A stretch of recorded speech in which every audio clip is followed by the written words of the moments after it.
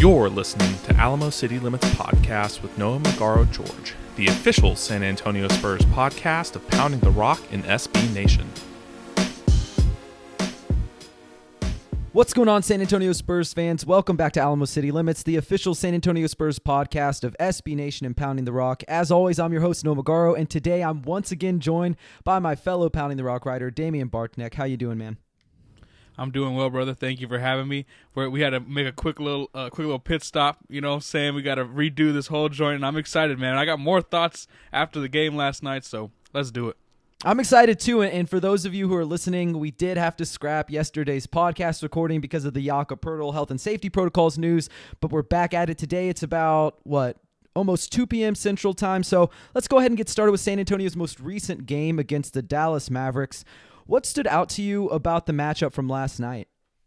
I'll start with, just Keldon Johnson overall. He really struggled offensively. He had 16 points, and, he had some strong finishes around the rim.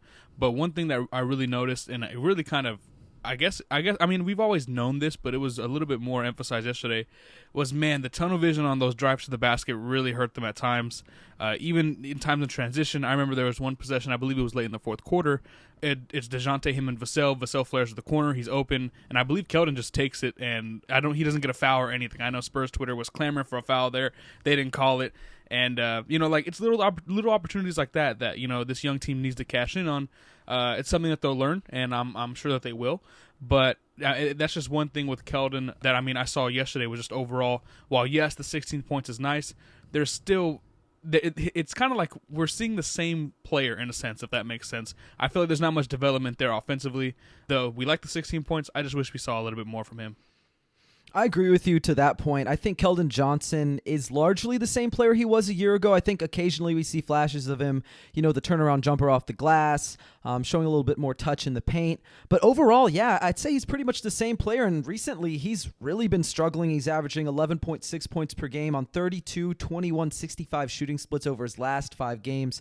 Really, really bad. And you and I both know his bread and butter, and I know we say that a lot, his bread and butter is getting to the rim, but right now he's only finishing 56.4% of his shots at the rim this season, 3% lower from a year ago, and it's also 7.2% lower than league average. That's not good, for a guy who wants to get to the rim, wants to draw contact. And trust me, I admire him for that, right? Like, I like that he's driving hard. I like that he's trying to get contact. But like you said, it's a little reckless at times. Not always under control, doesn't always show the best touch, although I think he's shown some good touch on floaters in the paint, but not necessarily right at the rim. So that is one of the things that I also noticed here. Another thing that I sort of noticed from this game was how much they missed Jakob Poeltl. Let's talk about that for a second. The Spurs seriously missed Jakob Poeltl. What were some of the things that stood out to you about his absence in last night's game? We know that Drew Eubanks isn't going to be the rebounder or the rim protector that Poeltl is, but there was little things, and there's one little, I know you're going to add to the big point here, but I'm going to point out one little thing that I saw. So it was late, I believe it was in the second quarter before the half. Drew Eubanks has the ball down in the paint. It was, I forgot what kind of shot. He missed the shot. It was a bad attempt. Just an overall, kind of poor final possession for the Spurs right before the half. And he goes, he misses the shot, and then he fouls Jalen Brunson. I don't think Jakob Poeltl's doing something little like that. It's a little detail, it's a little thing, but something little like that, that's just a small thing I noticed was it was a frustration foul, and while some people might be like, oh, you're petty for picking that out, that's one thing that I noticed that really stuck out to me just because with Jakob, stuff like that wouldn't happen. You know what I mean?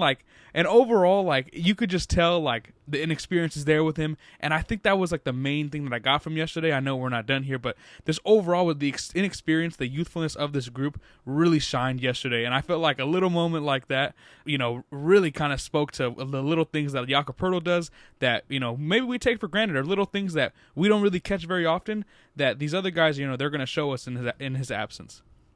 Absolutely, and the Spurs gave up a season-high 15 offensive rebounds, a season-high 56 rebounds, and they surrendered 50 shots inside of the paint. So, Dallas knew what they wanted to do. They wanted to get to the paint. They wanted to get to the rim. They were taking shots around that area. They weren't super successful, but it didn't really matter that much because they got so many second chance points. The Spurs gave up the second most second chance points they have all season, the other time coming against the Lakers. Of course, they had to deal with Anthony Davis this time, but this time, they dealt with a guy named Boban Marjanovic. And look, I love Boban. He's a great guy. He's a fun player to watch out there. He's 7'3". He's just sort of running aloof out there. But he was effective. Like, when he came in the game, it changed the tone of everything. They were getting offensive rebounds.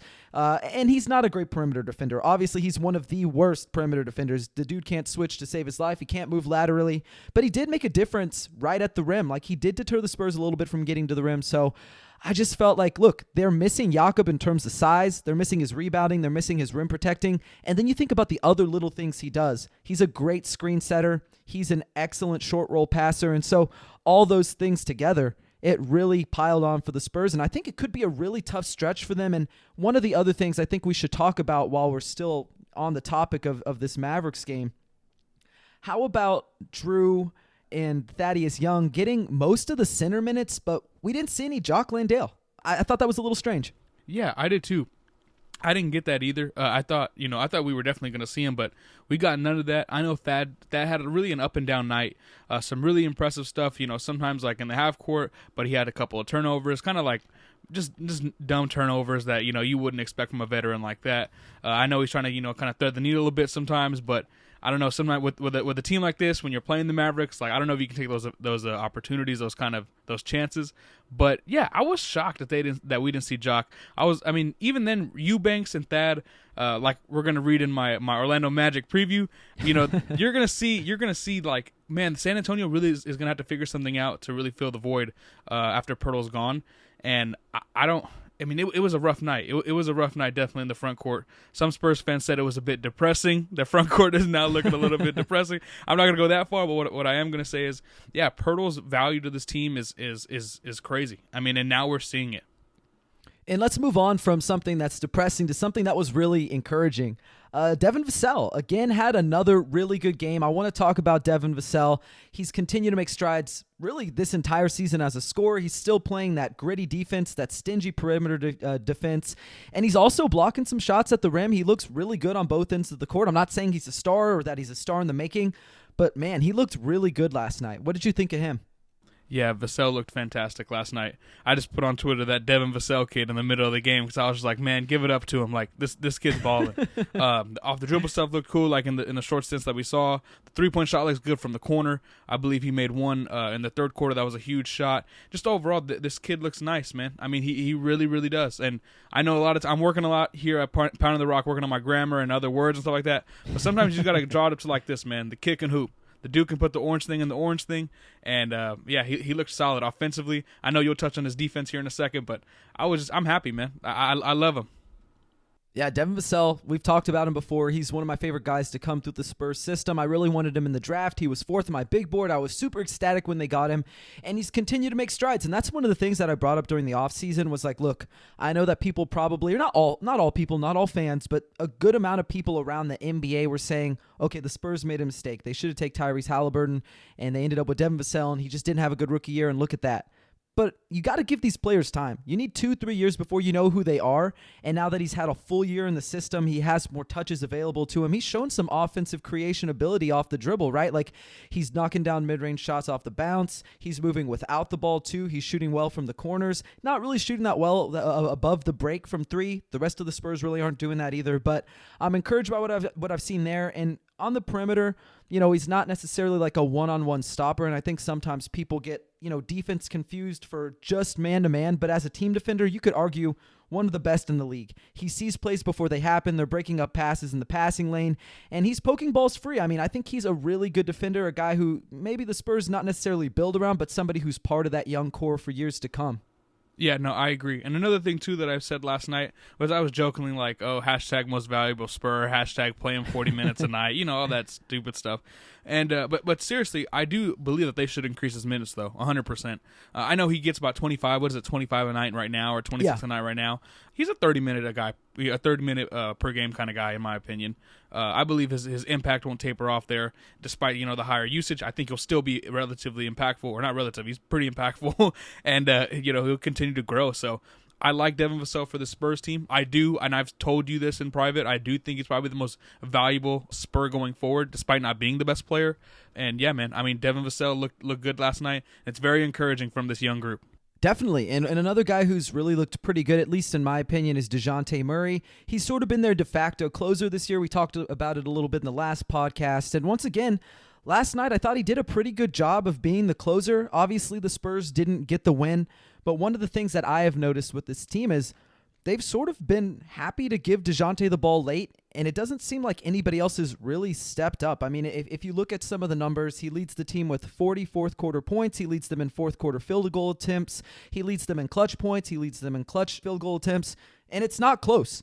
Nobody else is close to him. The guys who are second, third, and fourth on that list, they're all shooting below 30% or 40% rather from the field in the fourth quarter and in the clutch. So if those are your other guys who are, supposed to be stepping up, nobody else is. So I kind of find it hard to blame Dejante for sort of having middling efficiency in the clutch and in the fourth quarter because, look, I think he's done a pretty good job there, but somebody else has to step up.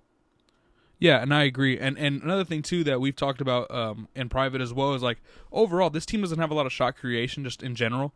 I think, the isolation numbers kind of show you that when they have set one of the lowest frequencies in the league. But DeJounte's really emerged as that guy, as that kind of closer, like you mentioned. So I'm not really holding it against him that, man, he's taking tough shots, he's not making some of them. Like, it kind of is what it is, you know what I mean? And you have to expect that. When he's the only one that can really give you consistent offense, he's the most consistent offensive player, in my opinion, when it comes to off the dribble stuff. I don't really hold it against him that he's struggling at times or that they fail to close out games because we knew their limitations coming into the year, and despite that, he's still shining, in my opinion. Definitely. And since we're on the topic of the Mavericks, the Spurs also played them last Thursday. They walked away with a similar result, another close loss. Were there any major differences between this game and last game for you outside of Jakob not being there? And are you confident that they might pick up a win against Dallas this season, or do you think Dallas is coming away with a clean sweep in the season series? It's really interesting, Noah, because in both of those games, Jalen Brunson, I don't know if he owns a home in San Antonio. I don't know if Coach Pop. I don't know. But that dude is playing lights out against San Antonio this year so far. There's nothing really that stuck out to me in a major way. Although they've defended Luka really well, and I feel like typically San Antonio does defend Luka Doncic and those players like that relatively well. I think in general sometimes these losses like this, you can just chalk it up to being a young team, man, being inexperienced. In both games, they had a chance to win. I mean, they have a 23-3 lead in the first game. They end up losing it. The second game, they got up to a 10 or 12 point lead. In what was it, late third, early fourth quarter. It's little things like that, growing pains like this that you're gonna have to go through when you have a young team like this. But when it comes to a major difference, I don't really think so. I think they're kind of in the same spot, but that's not a bad thing. They're a young team. Let's take a breath and let's calm down. Yeah, no, I think that they've played the Mavericks pretty well, but I'm also pretty confident that the Mavericks are going to end up sweeping the season series. And that's not because the Spurs are bad, but if you look at these games, both games, they were missing a guy in Kristaps Porzingis who, when he's healthy, he's an all-star caliber player. He's owned San Antonio over the last 3 outings. The last time he's met with San Antonio, the last 3 times specifically, the guy has averaged 27 points and 12 rebounds per game on 58% from the field, 44% from 3, and 92% from the line. They just don't have anybody who can stop him. They don't have anybody who can stop him. Love Jakob. Even if Jakob's healthy, that's a mismatch for Jakob. Kristaps is a little bit more mobile. He's a guy who can shoot the 3 ball, stretch out the offense. So I just don't see them being able to beat the Mavericks if Porzingis comes back and is healthy. And the other guy who was missing last game, Maxi Kleber, had 6 blocks in the first game between these two. Really underrated defender, good 3-point shooter, one of the staples of that Mavericks team. So, look, if the Spurs are going to be playing those guys even healthy, I just don't see them picking up a win. And also, let's talk about Luka Doncic. I understand that the Spurs played him pretty well, but in my opinion, I thought a lot of his shots that he missed weren't necessarily because Dejante or Derek or Keldon did anything special.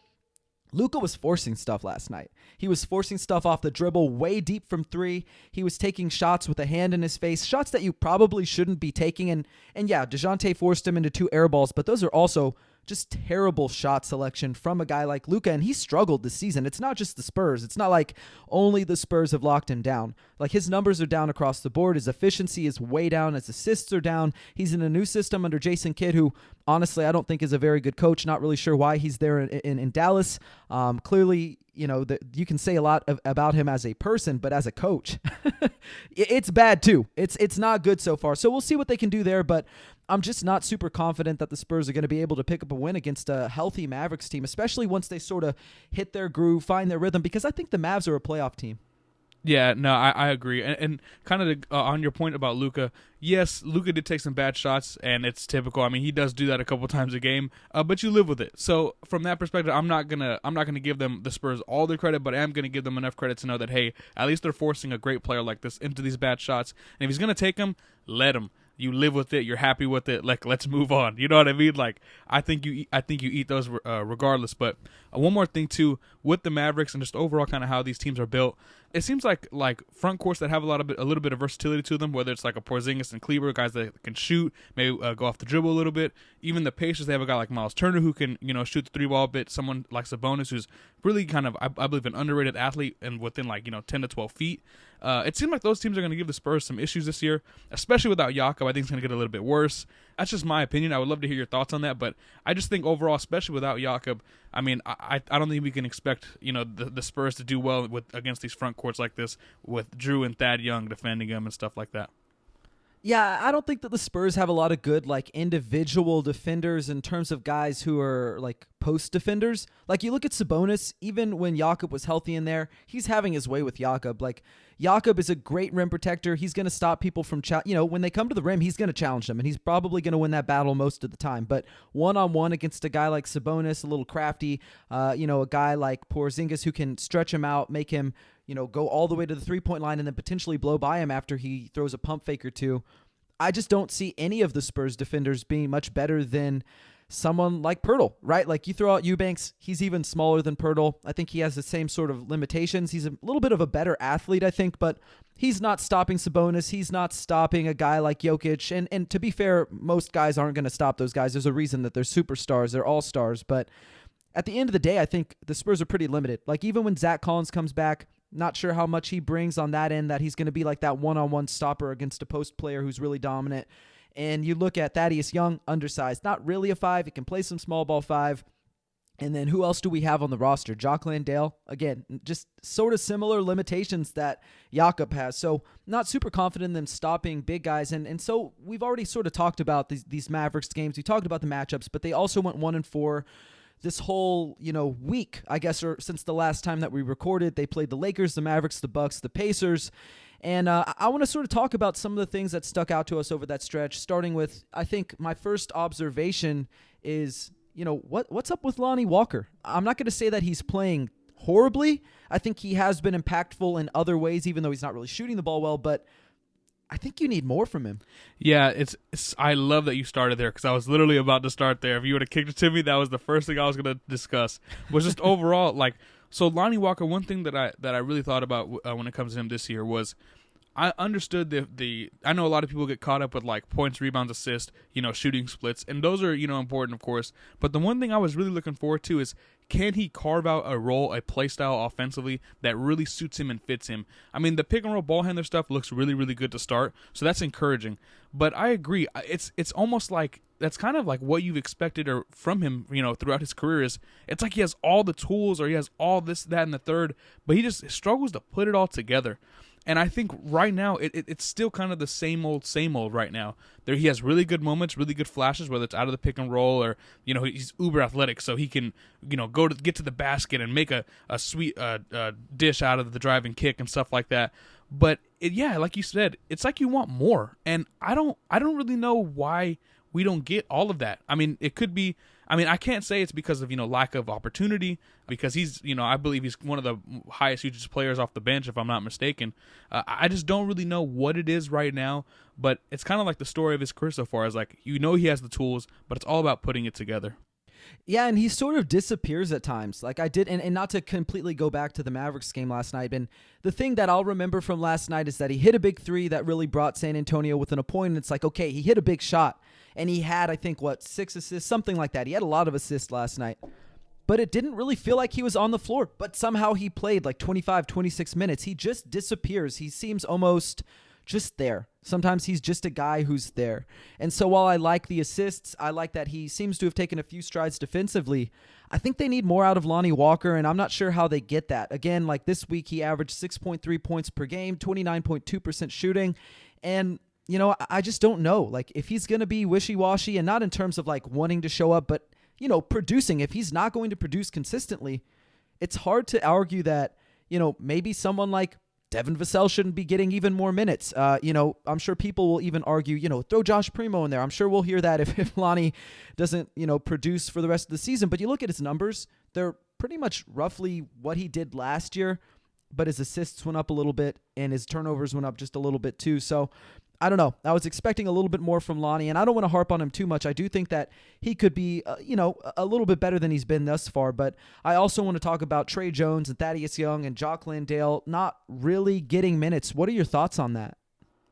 So Thad Young, I like the fact that we saw him for, I believe it was 22 minutes last night. Not to go back to the game, but I did like that. I did like what he showed against the Milwaukee Bucks. 10-8-6, I believe, or 10-8-3 or something like that. That's encouraging. I mean, he's getting more minutes, which is encouraging in my opinion, especially now with Jakob out. I would expect him to play significantly more. Tre Jones, we talked about this yesterday on the pod, and I was like, Noah, I had this in my notes. So for all the listeners, I had this in my notes literally for our first episode. I was like, yo, San Antonio needs that pass first, like that initiator, that whether it's a guard, a forward, whatever. They need that guy that can really, just distribute the basketball, create for himself a little bit, but primarily for others. And I feel like Tre Jones could have been that guy, or he can be that guy, rather. Like, I'm a believer in him and what he can do, but it is pretty shocking that we haven't seen him. And Jock Landale, I mean, last night especially, like, no Jakob Poeltl, you would expect, he's going to get, just, even if it's 8 minutes, 10 minutes, something like that. And we didn't see him. So it's a little weird. I know Pop is probably tinkering with the rotations, and dude, we're so early in the year. There's no way, you can come to the conclusion that Pop is washed, like some people think, or something crazy like that. But yeah, it's you're definitely encouraged because Thad Young played. I saw Tre Jones a little bit out there last night, if I'm not mistaken. But yeah, I think we're starting to be encouraged because we're seeing these guys out there more often. But we still want to see Jock. We want to see Jock out there. Yeah, we want to see Jock out there, and I don't want to sound bad here. Let me think of a different way to phrase this.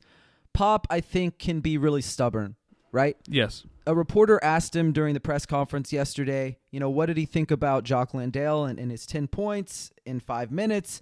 Is he going to play him tonight? And he said that he's not going to make evaluations based on essentially garbage time. That doesn't matter to him. He missed the training camp. He missed a lot of time during the preseason. And until he catches up, he's not really going to be concerned with working Jock Landale into the rotation. And I just think at this point, you can't really afford to think that way. You got to find, because look, we know that the Spurs aren't a great team. I expected them to lose quite a few games this year, but we know that the Spurs are trying to win games. And if you're trying to win games, you're going to switch things up. And I know it was the first start for Drew Eubanks. I'm not saying kick him out of the starting lineup or out of the rotation or anything, but he really hasn't been very good this season. So what is the harm if a guy is struggling and he's in foul trouble or he's not shooting well? Just throwing Jock Landale out there. I don't really understand it. Of course, it's not up to me at the end of the day. Like, Pop is the guy who's going to make that decision, but I do think they should shake it up. And one of the other things that sort of bothered me from what I've seen is, look, Tre Jones is getting minutes here and there now, but I think the way that they're utilizing him is just wrong. He's been mostly off ball. He's done a pretty good job there. He's been cutting. He's had a few backdoor cuts for some easy buckets, some nice passes from Thaddeus Young, showed some chemistry there, but what is he doing off ball? He should be running an offense. If he's out there, he needs the ball in his hands. That's where he's most effective. He showed that in Summer League. He showed that in the preseason. He showed that not in the preseason rather, but he showed that in the G League last year. And so I'm just not really sure what they're doing with Tre Jones at the moment. Maybe that changes a little bit as the season goes on. But look, he also needs to shoot threes. I'm not going to say, he needs all these minutes or he needs all these shots. Like, if he's open and he has a three there, he's got to shoot it. So far, he hasn't really been willing to do that, but we'll see what happens with him. There's still a full season left, but if we know anything, Pop can be a little bit stubborn. We saw it with Marco Bellinelli at one point, and then Lonnie wasn't getting those minutes right. We saw it with a guy like DeMar Carroll who wasn't playing, even though they paid him the fifth most money on the team over the offseason. So there's always going to be a guy who feels like he's left out of the rotation, or fans feel like they're left out of the rotation. And, it's up to Pop. So I'm going to try not to criticize him too much here, but I do think it would be nice to see those guys not just have minutes, but also be playing in roles that are conducive to their success. Yeah, I agree 100%. And I guess as we sort of move on here, I did want to sort of be positive. I don't want this all to be like negative. I know the Spurs are losing a lot. I know that fans aren't happy about a 2-6 record, which, by the way, the worst start in Spurs franchise history. Outside of the 96-97 season where they ended up getting that number 1 pick for Duncan. So I don't know, maybe there's some luck there. I won't go that far yet. Yeah, throw that into the universe, baby. It's a little too early for that, but I do want to stay positive here and say, look, even though they faced the shorthanded Milwaukee Bucks last week, they still came away with a win. How impressed were you by that, and can we look into that at all? I see. We just recorded this yesterday, so I'm like, dude, I know exactly what to say here. Just like in general, I think overall, you're not going to come away from that victory saying, man, the Spurs are going to be a playoff team. Man, the Spurs are a playing team. I don't think you walk away like that or you look into it like that, but you are encouraged because it's a young group playing up to competition. Yes, we know that Jrue Holiday wasn't there and other starters as well, but at least they won. They played up to their competition. It was on the road, and I mean, you saw some bright flashes there as well, like Dejante Murray hitting a 3 late. Overall, they had a relatively good game against Giannis as well. Like, from a young group like this, you take little victories in that, despite them missing a starter or two. You know what I mean? So I thought it was impressive. Now I'm not going to go around saying like, man, San Antonio better go for it and try to trade for all these people to try to win it all. But what I am saying is that it's an encouraging win. It's an encouraging sign. And like I say all the time, people, they're young. So let's just be patient. Let's be calm, and let's take every game, in itself. And taking it one game at a time is really important. And I do think to a certain degree, it's like, yes, they did win. The Bucks were without Dante DiVincenzo, Brook Lopez, Jrue Holiday, Bobby Portis, and so they were missing a lot of pieces. But the fact that the Spurs didn't go out there and go, okay, this is an automatic win because they're down all these pieces. They came out, they were competitive. They actually closed a game for once, which, of course, they struggled to do against the Mavericks a night ago. But, it's one step at a time. They're going to win some late. And that's how they learn. And they're going to lose some late, and they're going to learn from that too. So I'm happy with what I've seen from him in that regard. I just wanted to sort of touch on one thing from this last week before we sort of move on to the next couple of topics. How about Dejante Murray?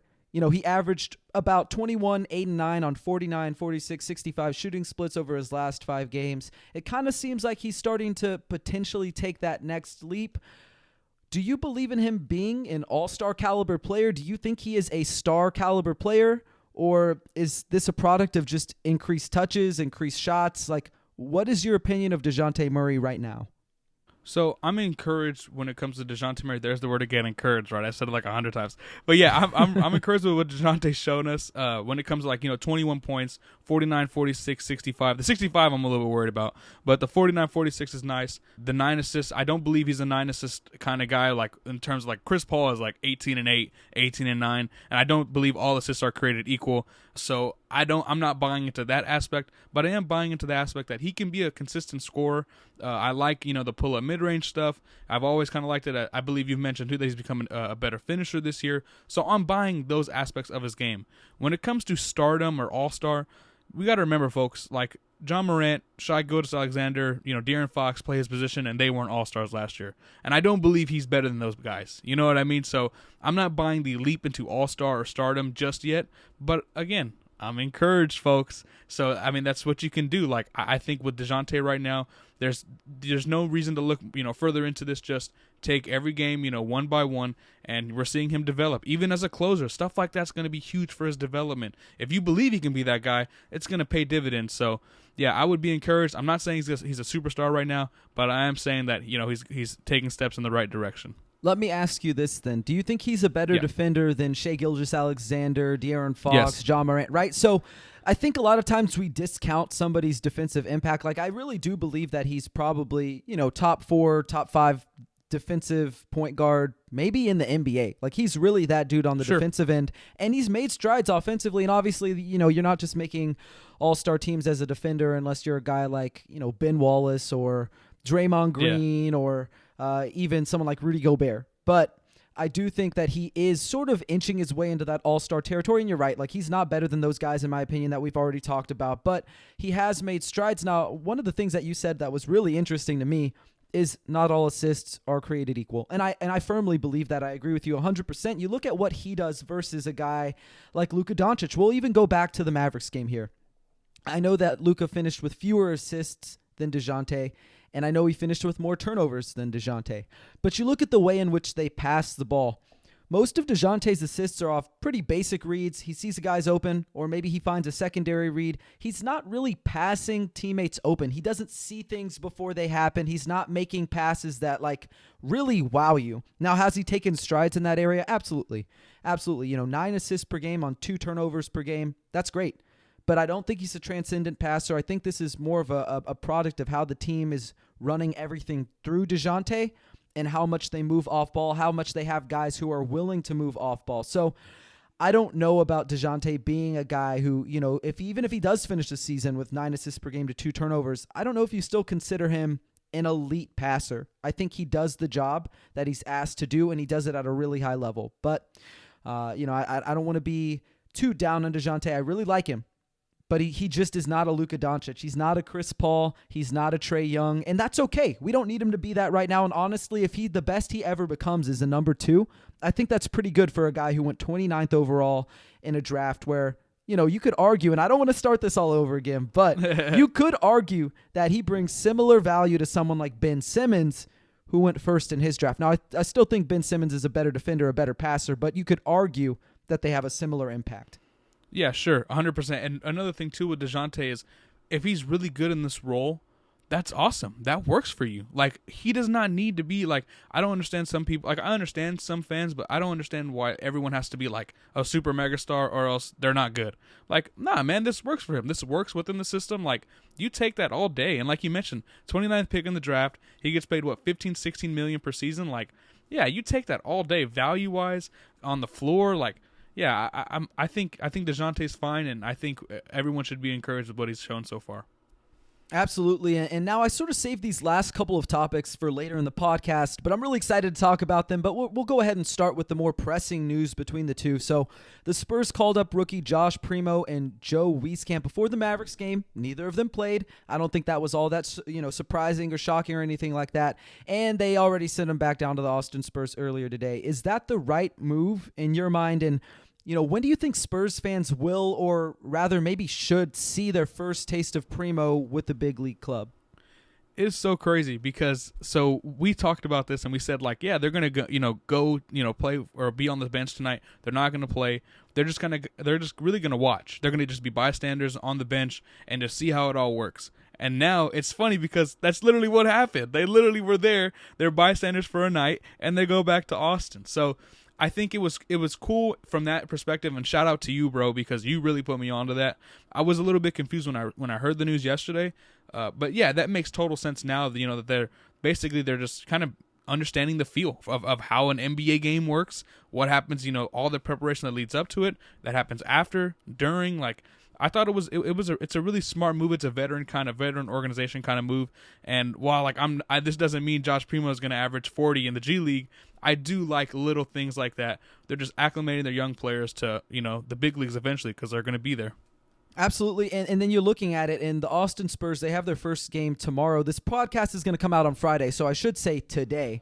But on Friday, they're going to have their first game against the Rio Grande Valley Vipers in Edinburg, Texas, not too far away from San Antonio, so they were able to take them down for a game, say, hey, this is what it's like to be on an NBA bench. And I don't think a lot of people realize how much goes into being an NBA player. It's not just going on the court, but it's getting to know your teammates. It's building a relationship with the referees, whether we want to say that or not. You got to build relationships with those referees, with the officials. If you ever hear them mic'd up, they're constantly talking to the officials, and it's not always about calls. Sometimes it's about, how's life at home? What's going on? What have you been doing? So just getting an understanding of everything that goes into being a professional, whether it be in the weight room, the pregame prep, the shoot around, all of that stuff. That's really huge for them, but their first game is going to be here on the 5th. Very excited for that. I don't know what it's going to look like. I have a feeling that Josh Primo's probably going to play pretty well. Joe Wieskamp, yet to be seen whether he can be super impactful. Wasn't particularly good during the summer league. Didn't really do much during the preseason, but hey, he's a rookie. You got to be patient with him as well. Yeah, I agree 100%. And yeah, they're going to be down there in the valley over there in Edinburg, so hopefully they can bring a dub home all the way back to San Antonio. Or to Austin. I'm sorry, to Austin. Look at me. I'm messing up. Or technically to Cedar Park because they play in Cedar Park. But, hey, don't be mad at me.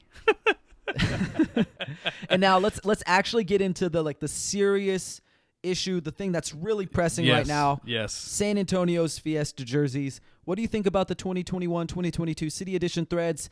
And are you going to cop one when they drop on November 15th? Okay, I'm not buying a jersey because, as some of y'all know, I'm on this weight loss journey, and unfortunately, I'm too heavy for basketball jerseys. I just feel like they don't look good on me. Not yet, at least. Eventually, yes, but not right now. As far as the actual jerseys, though, I thought they were dope. Everything was dope until I see the new look Spurs logo right on the chest. And I'm not gonna lie, guys, y'all might hate me for this, but I hate that new logo. I think it looks terrible. And the fact that they put the silver and black on a neon teal, pink, and orange jersey with white, and just put silver and black, just threw it on the chest. I hated it. It ruined the jersey for me because I love the numbers on the back and I love just overall how it looks. Besides that, but it's such a big portion of the jersey, man. You can't escape it. So wasn't feeling the jersey too much. Like the shorts though. I was telling Noah yesterday, if they're 7-inch inseam shorts, I'm copping. Skies out, thighs out. So yeah, I'm definitely with it. No, those shorts are really sick. I really want some. I don't think I'm actually going to end up getting the shorts. I probably want the jersey. And I'm kind of on board with you here that, look, they're not the best jersey. I think if I had to give it a number, on a scale of 1 to 10, probably a 7. I think they did a really good job if they were trying to execute what Nike was trying to do right. Nike was coming out. They want to have sort of a mixtape idea where you're paying tribute to every part of the organization's history. But part of me goes, forget that. You get rid of the Spurs across the chest. You just put, maybe the 70s, 80s San Antonio across the chest, just a normal looking number. Because I did think it was a little bit overkill to have the teal pink sort of number. I don't think it looks great. Yeah. But overall, I think that they did do a pretty good job. They had some really nice little touches on there, like the ABA logo on the shorts, the Dallas logo, the Dallas Chaparrals logo, rather, from their ABA, origins. They had the Fiesta colors, which, everybody loves those. We haven't seen a white Fiesta jersey, so, I was loving that as well. And then the last thing that I thought was sort of a cool, callback to the George Gervin era were the diamonds on the shorts. So I thought overall, good job, but it did leave a little bit to be desired. 100%. Last year it was better. Let's be honest. Yeah. Last year's was better, but that's okay. Probably still going to get the jersey. I know I just said it wasn't perfect and that there are a lot of things I would have changed about it, but I want one. They're a collectible. There's something that you can sort of hang on to for the rest of your lives. So, hey, I want the Primo one. Is he going to be a star, a superstar, all-star? I don't know, but he's the rookie that they picked this year. He's been smooth in the games that he has played in, and I want to rep his name. He's smooth. Yeah, 100%. And if they drop a little white long sleeve, I don't know if they're dropping a white long sleeve. I'll cop the long sleeve and the shorts. 7-inch inseams, we're good to go, man. It's a fit. I'll be happy with it. It has to be 7-inch inseams, everyone, because the 9-inch they cover the knees. It doesn't look the same, man. You gotta have the knees showing, man. I feel you. Honestly, not to get off topic too much, but this summer I got really into wearing the 5-inch shorts. Uh-huh. And I never had, I always wore shorts that were either right at the knees or covering my knees. But this summer I was like, you know what? I'm going to try something different. I just want to, and now I can't stop. Yeah. It's starting to get cold and I'm like, oh man, I got to put those shorts away now. Yeah. So I feel that if they have some good looking shorts, I'm going to roll them up at the waistband. I'm going to make them shorter than they probably should, normally be, but I'm going to rock them. Yeah. I want those shorts. The shorts look good. I don't know if I'm going to buy them. I don't know if I can afford to buy the shorts and the jersey. We'll see what happens. Maybe someone will give me a Christmas present or something.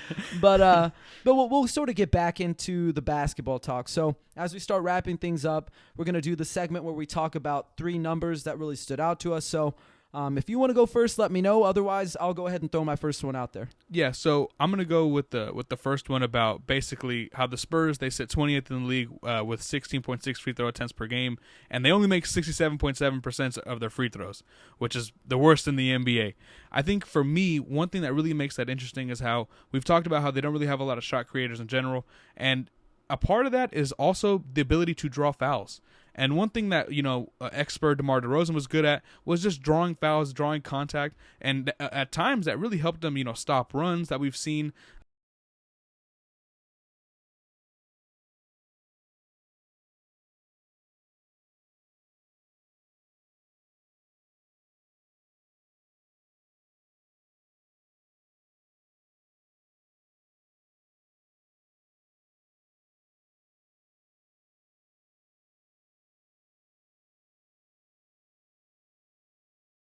free, everyone. They're free. If you make your free throws, that could turn the game a little bit too. 3, 4, 5 points here or there that you didn't have before in other games, then who knows what the outcome is. So, yeah, I really want them to improve here. I mean, I think it would be big for them as well. But they just got to learn how to draw contact, and they have guys who can get to the rim. Lonnie Walker can do that. Dejante Murray can do that.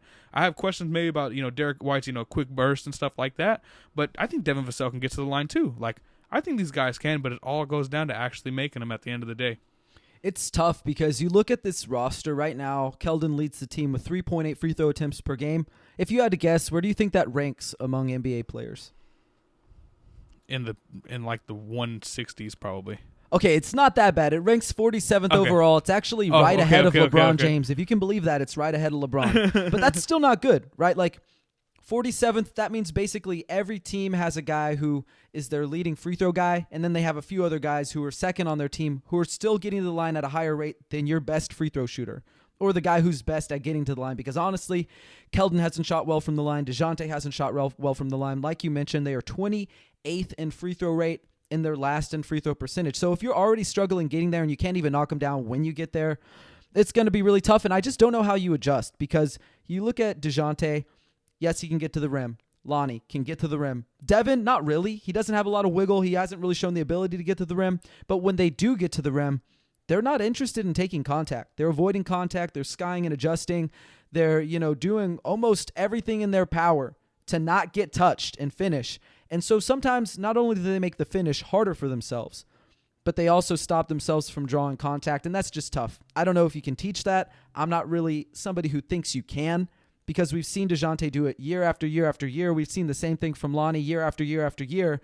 And a guy like Keldon, he embraces contact. He's looking for it every single time. Sometimes he's a little bit reckless, but I think, honestly, I'd rather have him be reckless and just trying to draw contact than not draw contact at all. Because honestly, without Keldon, Spurs are probably dead last in free throw rate, and they're probably dead last by a lot. So we'll see how they can improve. I'm not sure how they improve. And for me, the next thing is San Antonio being the best corner three-point shooting team in the league, 55.1% on 7 attempts, but they're the fourth worst team above the break, 28.4% on 22.9 attempts.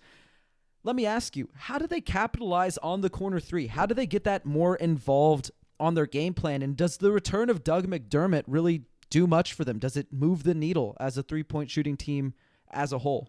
It's funny because capitalizing on the corner three, a lot of those looks, especially yesterday, I felt like, I know Vasel had a couple threes.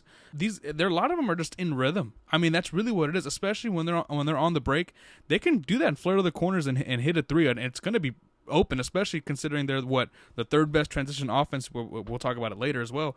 But especially stuff like that in transition, you can make that happen. Whether it's the corner preferably, but even from the wings or whatever it may be.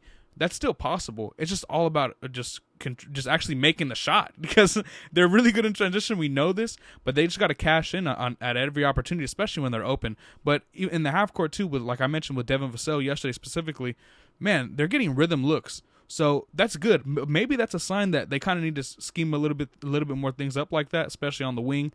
But yeah, I really want to hear what you have to say about them being relatively bad above the break. That's for sure. Yeah, I mean, they were bad above the break last season, too. They were near the very bottom of the league. I want to say, looking at the numbers here, they finished 27th in three-point percentage above the break. They also finished 26th in volume there. So they really haven't been a good above-the-break shooting team in a few years now, and I don't know that you get a lot better. Lonnie takes a ton of them, but he's not making very many of them. Devin Vasel's taking a decent volume, but he's also not making hardly any. The only guy on the roster who is shooting above 40% right now, or honestly even above 35%, it's Doug McDermott. That's it. The guy who's second place, Bryn Forbes, not super surprising. I also expect that percentage to go up for him, but for now, he's sitting at about 35%. Doug's sitting at about 43%. And the rest of the team, I just don't know that they're naturally good shooters. Like, I know Dejante has taken some strides in that area, but even he's not shooting that well above the break. And I think last night, he hit 2 threes, but it ended up being on 7 attempts. Yeah. Like, it's going to be really tough for the Spurs if they're not looking for corner threes. And I don't know how you generate that outside of maybe some drive and kick opportunities. I don't know. I'm not an X's and O's mastermind. I'm not going to tell Pop how to run the offense, but it feels like they should be trying to figure out ways to get more corner threes, because even though they're the number one percentage team for corner threes right now, they're sort of middle of the pack, sort of the bottom third, if you want to say, in volume from that range. So, maybe finding a way to implement that more. I don't know how you do it, but it feels like they definitely should be looking to do that. Do you know where the Lakers rank in that stat? The only reason, corner threes? Yes, if you can look that up. And the only reason why I mention that is because I know if let's say they rank relatively high. I mean, if they don't, then my theory means nothing. But I know a lot of times driving kick opportunities with LeBron or Russ, a lot of times they are dishing to the corner. And if those teams are, then maybe more driving kick opportunities could do that. You know what I mean? Maybe it could open the door in that way to get more of those corner threes. But I don't know. If the Lakers aren't, then my theory's dumb. But that's just something that I thought. That's just something that I thought about. Because, yeah, I mean, we've seen LeBron do this millions and millions of times. And, I mean, especially to the corners. But yeah, I'm not seeing it right now, or like my internet's acting up. So it's going to be a little bit slow. If I had to guess, it's probably not good for them right now. I know the Lakers aren't shooting the three ball that well. But honestly, a lot of the teams aren't.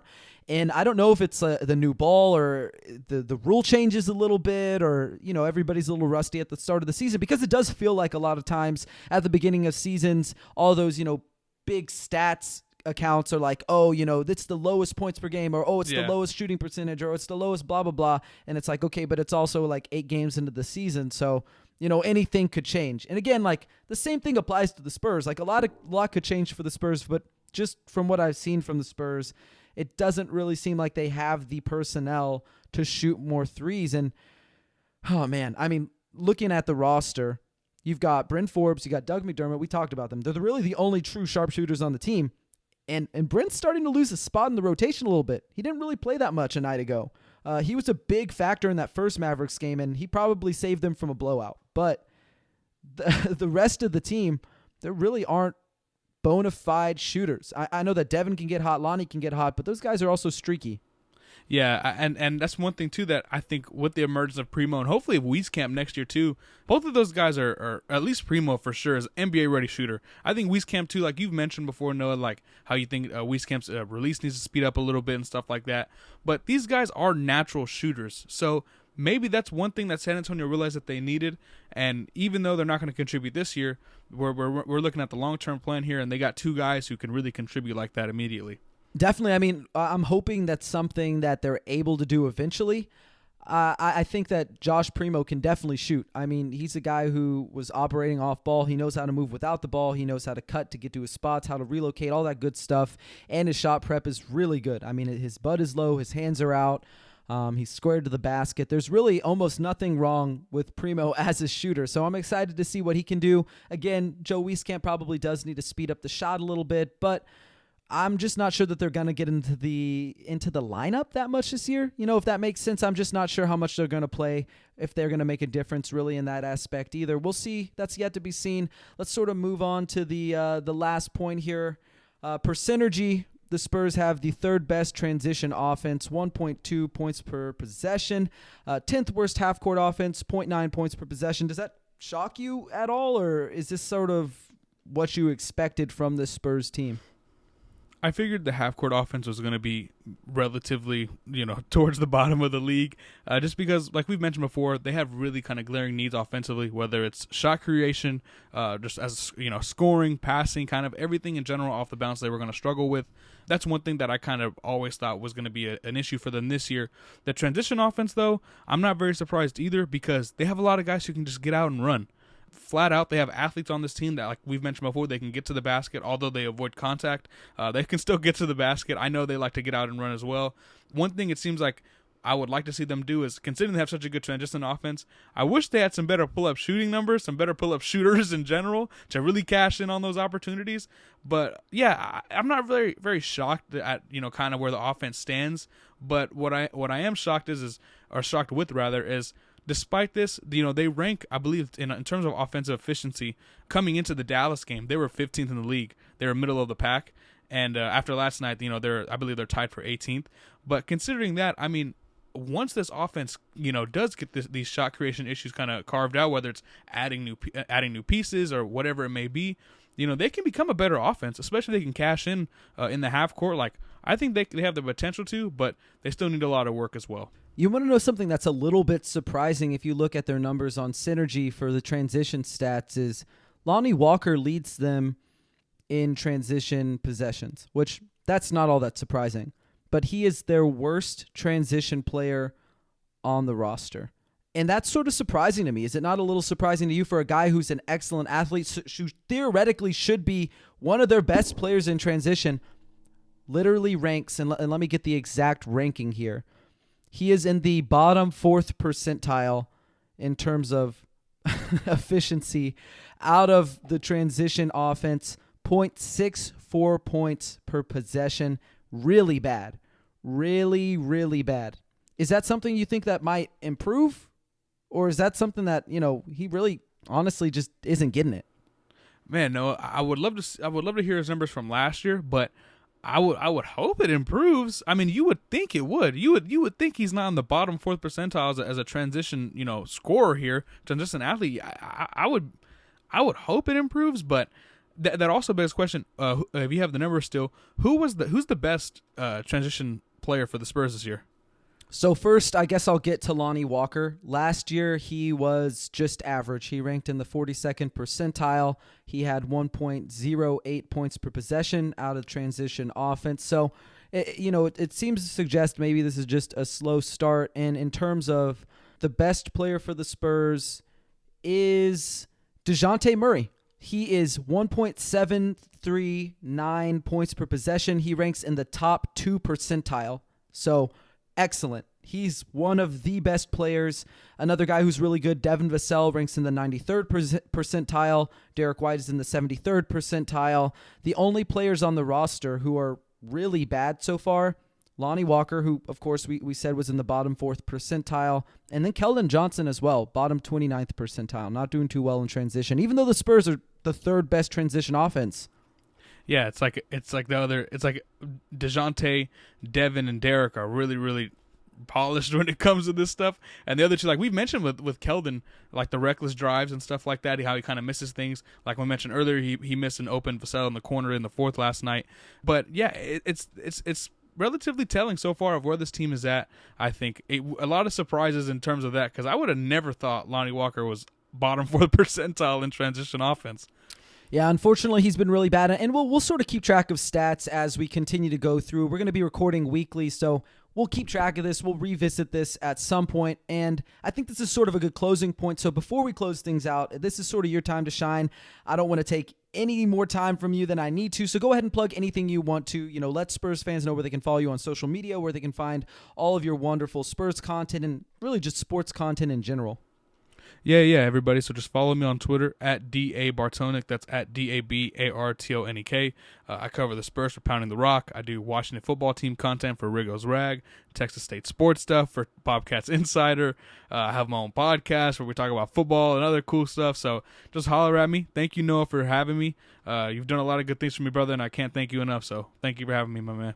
Of course, and thanks again for joining me, and thanks for everyone who tuned in for this edition of Alamo City Limits, and for everyone listening at home, make sure to subscribe and leave us a 5-star review on Apple Podcasts, Spotify, or wherever you get your podcast. We've got a fantastic staff of writers over at Pounding the Rock, including Dame, who do an amazing job of keeping everybody up to date with their favorite teams, so check our stuff out. But until next time, Spurs fans, take care.